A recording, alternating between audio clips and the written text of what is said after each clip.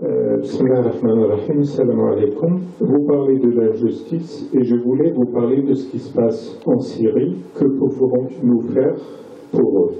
Car comme vous le dites, si on ne fait rien, c'est grave. Merci, barakallahu. Déjà, les soutenir intellectuellement, spirituellement. Ouais. Mais pour les soutenir, il faut comprendre ce qui se passe. Parce que c'est vrai que le gouvernement satanique syrien de Bachar al-Assad, il ne dort pas au niveau propagande contre les révolutionnaires.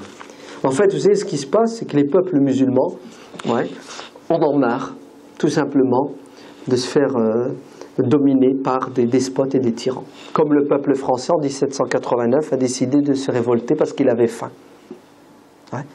Dans les pays musulmans, dans les pays du tiers-monde de manière générale, à un moment donné, les peuples atteignent une certaine maturité philosophique, politique, et pour nous aussi spirituelle, et ils décident de se libérer.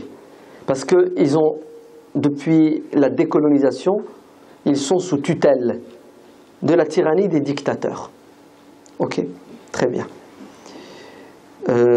Ils ont essayé de se libérer à plusieurs fois parce qu'ils croyaient en la démocratie, ils croyaient au pouvoir des urnes, mais ils ont vu que c'était un leurre dans ces pays-là, qu'il n'y a pas de démocratie, que le pouvoir n'appartient pas au peuple, mais le pouvoir appartient au tyran et à sa famille, à ceux qui ont la force militaire, la force économique et médiatique.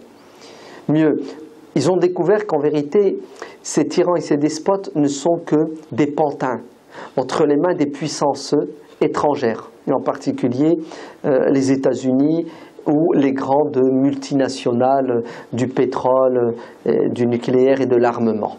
Donc ces peuples qui vivent le martyre, qui souffrent le martyre dans tous les domaines, au niveau économique, au niveau intellectuel, au niveau politique, bref, c'est la misère. N'oubliez pas, c'est le tiers-monde, c'est le monde sous-développé, c'est le monde en voie de développement. Ouais. Bon, vous le savez, vous ne le savez pas? Oui, vous le savez, très bien. Donc, à un moment donné, basta. Ils ont décidé d'être des Spartacus. Voilà, de se libérer. Ils ont essayé pacifiquement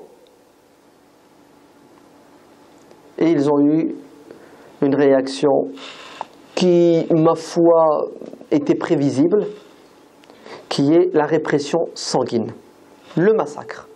En Syrie, la révolution était pacifique. Ok? C'est vrai quoi, la révolution en Syrie? Il y en a beaucoup qui ne savent pas. En Syrie, dans une ville qui s'appelle Dera, des gosses à la sortie de l'école, ils ont écrit sur un mur, Bachar dégage. Ouais. Ils ont vu à la télé la Tunisie, l'Égypte. Donc les pauvres enfants, ils ont fait un délire révolutionnaire. Bachar, barre-toi. Ok? Ces gosses ont été arrêtés, ils ont été torturés, on leur a retiré les ongles, on les a sauvagement abattus. Les parents sont venus supplier les chiens de garde de Bachar al-Assad de libérer ces enfants-là. Moyennant ce que vous voulez, on vous paie, pardon, c'est ton gosse. Vous savez ce que leur ont dit les chiens de garde de Bachar? Ils ont dit, écoutez, ces gosses n'existent plus. Oubliez-les. Et si vous voulez des enfants, ramenez-nous vos femmes, nous allons coucher avec elles et vous aurez des gosses. Vous avez entendu l'humiliation jusqu'où elle va? Ben voilà, ces hommes qui ont encore de l'humanité en eux sont sortis pour manifester leur écœurement, leur désapprobation. On leur a dit, ah, vous osez croire et penser qu'en manifestant vous pouvez acquérir vos droits. C'est pas comme ça qu'on vous a éduqué. Ça fait 40 ans qu'on vous a enseigné que vous êtes des animaux. C'est nous qui sommes vos bergers et vos bourreaux. Et c'est parti en quoi? C'est parti comme vous le savez. Alors, on ne peut, si on est normalement constitué, que soutenir les peuples qui aspirent à la liberté, à la justice. Vous entendez?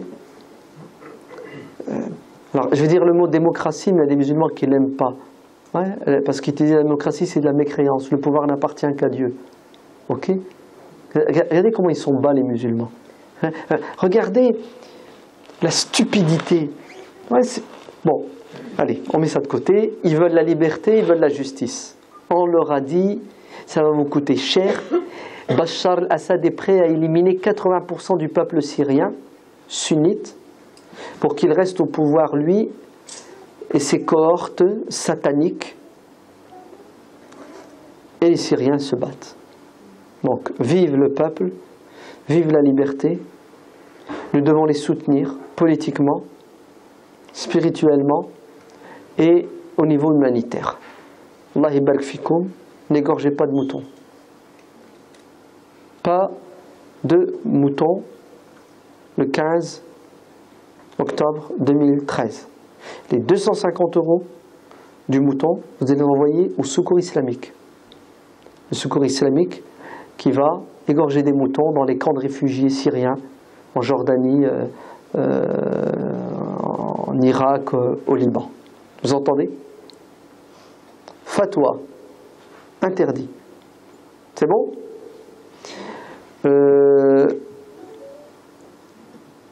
Alors qu'est-ce qu'on fait? Oui, très bien. Alors, il y a certains qui prétendent que pauvre Bachar al-Assad, il est victime d'un complot, parce que Bachar représentait la résistance. C'est ça? Il faisait partie du... Comment il appelle? Le triangle. Non, c'est pas un triangle, c'est le mur. Bref, l'Iran, la Syrie, le Sud-Liban. Le Sud-Liban, Hezbollah. L'Iran, la Syrie, Nusayrit Alawite. Et l'Iran, chiite. En fait, tout ça, c'est du chiisme. Les seuls qui résistaient à l'impérialisme, les seuls qui résistaient aux velléités belliqueuses de l'État d'Israël. Donc, la Syrie, c'est le symbole de la résistance. Conclusion, sont les États-Unis, tous ceux qui sont derrière, qui se vengent de la Syrie. Parce qu'ils veulent atteindre l'Iran, car l'Iran est en train de faire une bombe atomique. Tout ça, à mon avis, c'est une analyse superficielle, n'est-ce pas? Ou plutôt, c'est une analyse qui est due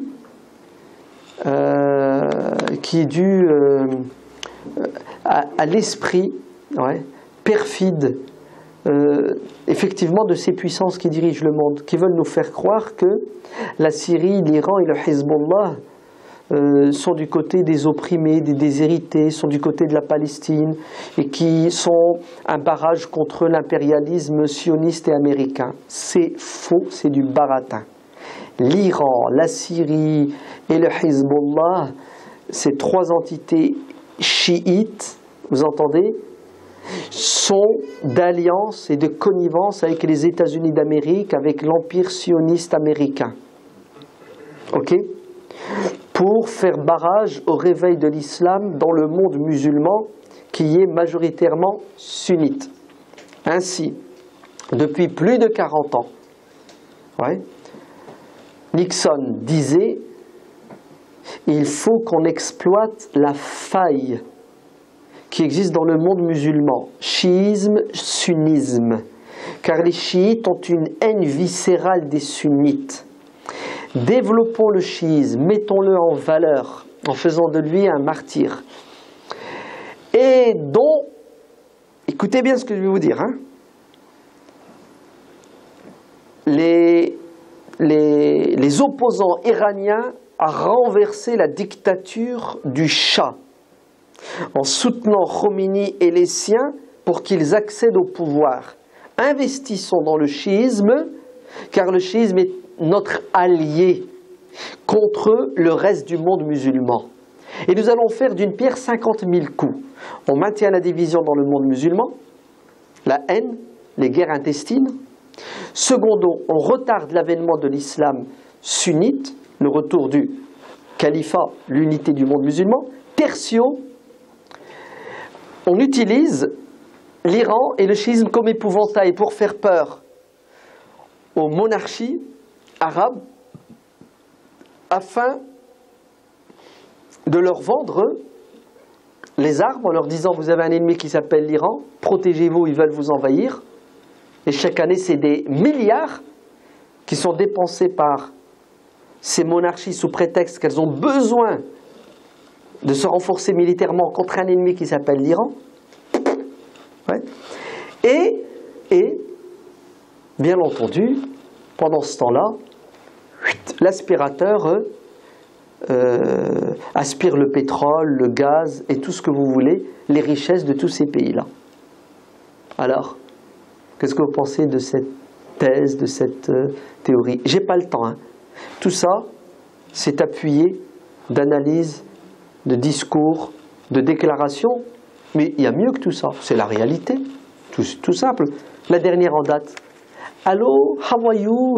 Fine. D'hier Obama, d'hier Hassan Rouhani, c'est pas ça, non? Ouais.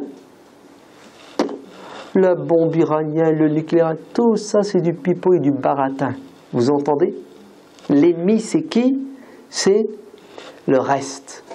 Il y a une alliance objective pour des intérêts stratégiques, économiques et